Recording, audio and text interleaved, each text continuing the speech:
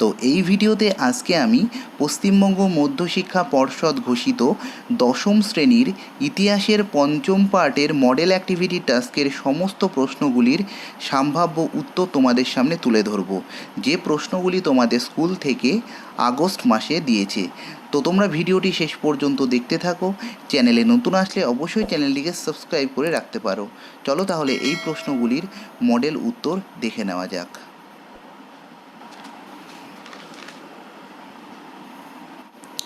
তো activity task অনুযায়ী তোমাদের প্রথমেই ম্যাচিং রয়েছে। দেখো, কস্তম্ভের সাথে খস্তম্ভ মেলাও। তো এখানে ভাইসরয় হয়ে যাবে লর্ড ক্যানিং, চৈত্রমেলা হয়ে যাবে নবগোপাল মিত্র, জমিদার সভা হয়ে যাবে রাধাকান্ত দেব এবং বেঙ্গল টেকনিক্যাল ইনস্টিটিউট হয়ে যাবে তারকনাথ পালিত। তো অ্যাক্টিভিটি টাস্ক অনুযায়ী তোমাদের এরপরে রয়েছে সত্য বা মিথ্যা নির্ণয় করো। তো প্রথম বাক্য, 1857 খ্রিস্টাব্দের বিদ্রোহের অভিঘাতে ভারতে ব্রিটিশ শাসনের সমাপ্তি ঘটেছিল। তো এই বাক্যটি মিথ্যা। এখানে সঠিক তথ্যটি হবে 1857 খ্রিস্টাব্দের বিদ্রোহের অভিঘাতে ভারতে ব্রিটিশ ইস্ট ইন্ডিয়া কোম্পানির শাসনের অবসান ঘটেছিল। পরের প্রশ্ন, ভারত সভা গড়ে উঠেছিল দেশের জনগণকে বৃহত্তর রাজনৈতিক কর্মকাণ্ডে একজোট করার জন্য। এই বাক্যটি একদম সত্য। পরের বাক্য, ভারতে ছাপা প্রথম বাংলা বই a grammar of the Bengal language. এই বাক্যটি মিথ্যা। চলে যাব পরের বাক্যে, 1800 খ্রিস্টাব্দে ফোর্ট উইলিয়াম কলেজ ও শ্রীরামপুর ব্যাপটিস্ট মিশন প্রতিষ্ঠিত হয়। এই বাক্যটি একদম সত্য। তো অ্যাক্টিভিটি টাস্ক অনুযায়ী তোমাদের এরপরে রয়েছে 2টি বা 3টি বাক্যে নিচের প্রশ্নগুলির উত্তর দাও। তো প্রথম প্রশ্ন, মহেন্দ্রলাল সরকার কেন স্মরণীয় ছিলেন? তো উত্তর দেখে নাও। ডক্টর মহেন্দ্রলাল সরকার ছিলেন কলকাতা মেডিকেল কলেজ থেকে পাশ করা একজন বিশিষ্ট চিকিৎসক। তিনি 1876 খ্রিস্টাব্দের কলকাতার বউবাজার স্ট্রিটে Indian association for the cultivation of science বা আইএসিএস প্রতিষ্ঠা করেন। আইএসিএস প্রতিষ্ঠার মধ্য দিয়ে তিনি ভারতে প্রথম আধুনিক বিজ্ঞান চর্চার সূচনা করেন। তো এই প্রশ্নটার উত্তর এখানে কমপ্লিট হচ্ছে। চলে যাব পরের প্রশ্নে। পরের প্রশ্ন, শিক্ষা বিস্তারে শ্রীরামপুরের ব্যাপটিস্ট মিশনের ভূমিকা উল্লেখ করো। তো উত্তর দেখে নাও। 1800 খ্রিস্টাব্দে উইলিয়াম কেরি, উইলিয়াম ওয়ার্ড ও মার্শম্যানের নেতৃত্বে শ্রীরামপুর ব্যাপটিস্ট মিশন প্রতিষ্ঠিত হয়। এই তিনজন পাশ্চাত্য শিক্ষা বিস্তারে অগ্রণী ভূমিকা নিয়েছিলেন। এই জন্য এদের শ্রীরামপুর ত্রয়ীও বলা হয়।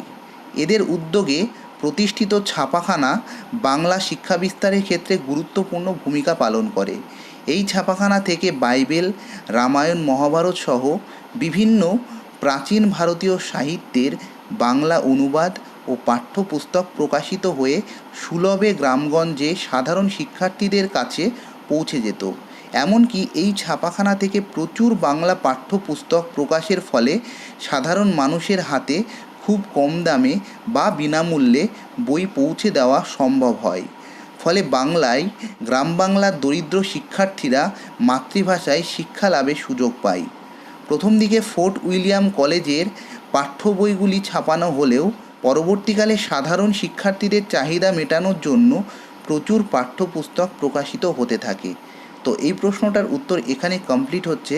চলে যাব পরের প্রশ্নে।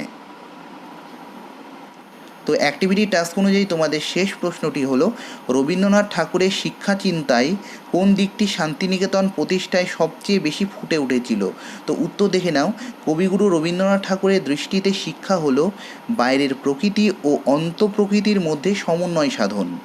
কবিগুরু রবীন্দ্রনাথ ঠাকুর তার নিজস্ব শিক্ষা চিন্তায় শান্তিনিকেতনে শিক্ষা প্রতিষ্ঠানটি গড়ে তুলতে সচেষ্ট হয়েছিলেন। এক্ষেত্রে কবিগুরু রবীন্দ্রনাথ ঠাকুরের শিক্ষা চিন্তার যে দিকগুলি শান্তিনিকেতন প্রতিষ্ঠার ক্ষেত্রে গুরুত্বপূর্ণ ভূমিকা পালন করেছিল সেগুলি হলো: 1. প্রকৃতির সান্নিধ্যে থেকে ছাত্র শিক্ষকের ব্যবধান দূর করে শিক্ষাদান করাই ছিল তার শিক্ষানীতির মূল কথা। তাই তার শিক্ষা ব্যবস্থায় ছাত্র ও শিক্ষকের মধ্যে কোনো দূরত্ব ছিল না। 2. প্রাকৃতিক পরিবেশের মধ্যে শিক্ষাদানের মাধ্যমে তিনি পরিবেশকে ধ্বংসের হাত থেকে রক্ষা করতে চেয়েছিলেন। 3. রবীন্দ্রনাথের মতে উপনিবেশিক শিক্ষা ব্যবস্থায় চার দেওয়ালের মধ্যে শিক্ষার্থীদের শিক্ষা গ্রহণের সুযোগ খুব কম থাকে। এক্ষেত্রে শিক্ষার্থীদের বৌদ্ধিক বিকাশ হয় না। 4. শিক্ষার্থীদের প্রয়োজন ও সামর্থ্যকে গুরুত্ব দিয়ে তিনি এই শিক্ষা পদ্ধতি গড়ে তুলেছিলেন। 5. শিক্ষার্থীদের মনুষ্যত্বের বিকাশ ঘটানোও ছিল তার শিক্ষানীতির অন্যতম মূল উদ্দেশ্য। তো এই প্রশ্নটার উত্তর এখানে কমপ্লিট হচ্ছে। তো আজকের আলোচনার বিষয় মূলত এই পর্যন্তই ছিল। আলোচনাটি কেমন লাগলো সেটা তোমরা কমেন্ট করে জানাতে পারো। ভিডিওটি ভালো লাগলে একটা লাইক করে বন্ধুদের সাথে অবশ্যই শেয়ার করো। দেখা হচ্ছে পরবর্তী ভিডিওর সাথে।